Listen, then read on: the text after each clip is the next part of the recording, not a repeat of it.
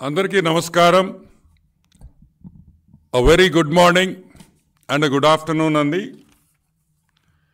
మనకందరికీ తెలుసు అసెంబ్లీలో నిన్న ఫైనాన్స్ బిల్ ఇంట్రడ్యూస్ చేశారు. అసెంబ్లీ సెషన్ నడుస్తూ ఉంది. కానీ ట్రెజరీ బెంచెస్ అంటే రూలింగ్ పార్టీ ఎన్డీఏ అలయన్స్ ఎమ్మెల్యేలందరూ ఈరోజు అసెంబ్లీలో అందరూ వచ్చి సంతోషంగా కూర్చొని అసెంబ్లీ కలకల్లాడుతున్న విషయం మీకు అందరికీ తెలుసు. కానీ పక్కన ఉండాల్సిన వైసీపీ ఎమ్మెల్యేలు కానీ మా హాఫ్ టికెట్ జగన్మోహన్ రెడ్డి కానీ అసెంబ్లీలో కనిపించంలా. మేము ఒకటి అడుగుతున్నాం ఈరోజు, వై జగన్మోహన్ రెడ్డి, మన హాఫ్ టికెట్ జగన్మోహన్ రెడ్డి అసెంబ్లీకి ఎందుకు రాడు? Why should he not come to the assembly? ఎందుకు రాకూడదు, ఎందుకు రావాలి అనే విషయం మీద ఈరోజు ప్రెస్ మీట్. మొన్న ఎలక్షన్స్లో వైసీపీ పార్టీకి జగన్మోహన్ రెడ్డికి 39.37% ఓటింగ్ వచ్చింది. 39.37% ఓటింగ్ వచ్చింది. గ్రేట్, మంచిదే. ఎందుకంటే ఎప్పుడు కూడా ఒక పర్సంటేజ్, గుడ్ పర్సంటేజ్ ఆపోజిషన్ పార్టీకి వచ్చినా కూడా డెమోక్రసీ చాలా వైబ్రెంట్గా ఉంటుంది. డెమోక్రసీకి మంచిది. ఒక వాయిస్, ఒక వాణి వినిపించేదానికి ప్రజలు రెండు సైడ్లు, ఒక సైడ్ని గెలిపిస్తారు, ఒక సైడ్ని కూడా ఓటింగ్ పర్సంటేజ్ పెంచుతారు. దానివల్ల అసెంబ్లీలో చర్చల్లో మంచి చెడ్డ అన్నీ కూడా బయటకు వస్తాయి. కాబట్టి that is the beauty of Indian democracy.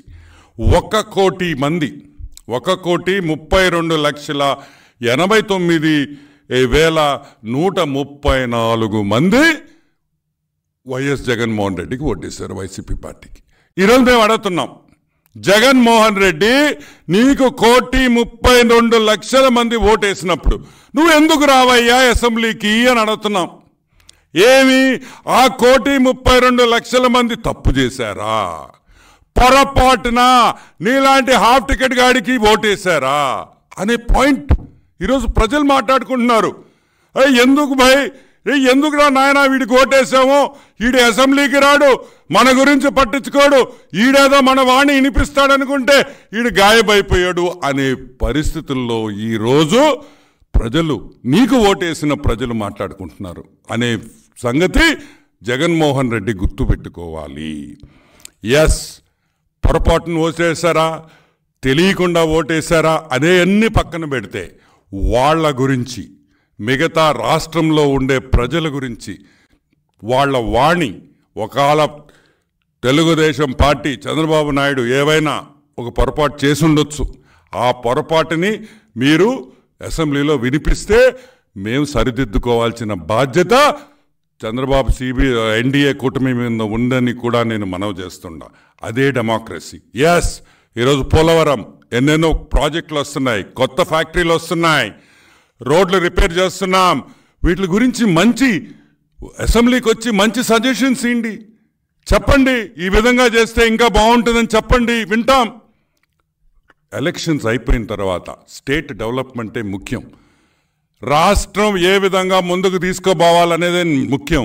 మళ్ళీ ఎలక్షన్స్ వచ్చినప్పుడు మనం కొట్టుకుంటాం, దట్స్ డిఫరెంట్ పొలిటికల్గా.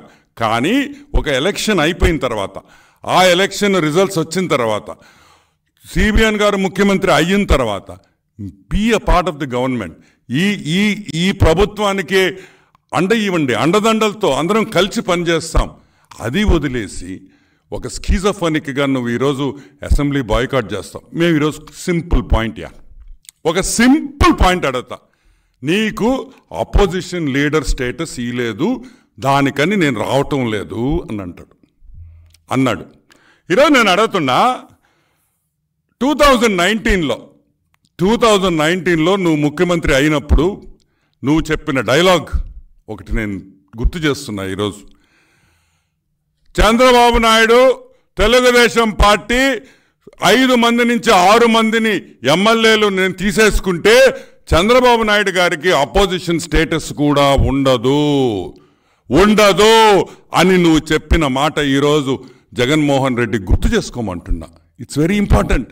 నువ్వు మాట్లాడిన మాట హాఫ్ టికెట్ నువ్వు మర్చిపోవచ్చు, మేం మర్చిపోలేం.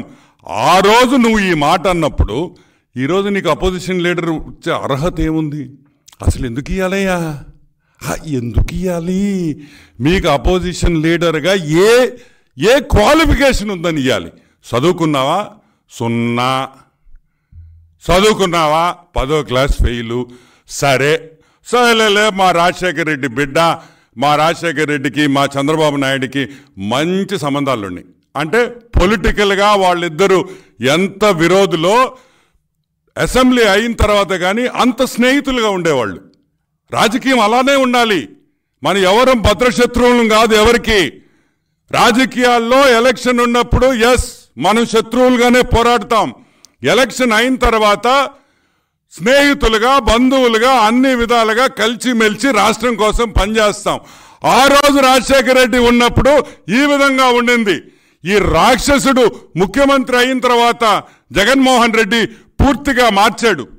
ఈరోజు అసెంబ్లీకి రానంటున్నాడు. ఈరోజు మేము అడుగుతున్నాం, ఓకే నీకు ఈలేదు కాబట్టి. అసలు మొట్టమొదటి తప్పు చంద్రబాబు నాయుడు గారు చేసింది ఆ రోజు ఫస్ట్ అసెంబ్లీ సెషన్లో నీ కార్ని గేట్ దగ్గర పెట్టాల్సిన కార్ని అసెంబ్లీ లోపలికి తీసుకొని వచ్చాడు చూడు, ఆయన మంచితనం. అదే తప్పు అని మేము అంటున్నాం. అదే మేము చేసిన పొరపాటు. మిగతా ఎమ్మెల్యేలాగా కారు బయట పెట్టి నడుచుకొని వచ్చి నీ చేత ప్రమాణం స్వీకారం అందరి ప్రకారం క్యూలో చేయించుంటే బ్రహ్మాండంగా ఉండిండేది. కానీ చంద్రబాబు నాయుడు గారికి రాజశేఖర రెడ్డి మీద ఉండే మమకారంతో వాళ్ళ బిడ్డ కాబట్టి నీకు అంత గౌరవం ఇచ్చాడు, అవసరం లేకపోయినా అని కూడా నేను మనవి చేస్తున్నా. అవునా కాదా?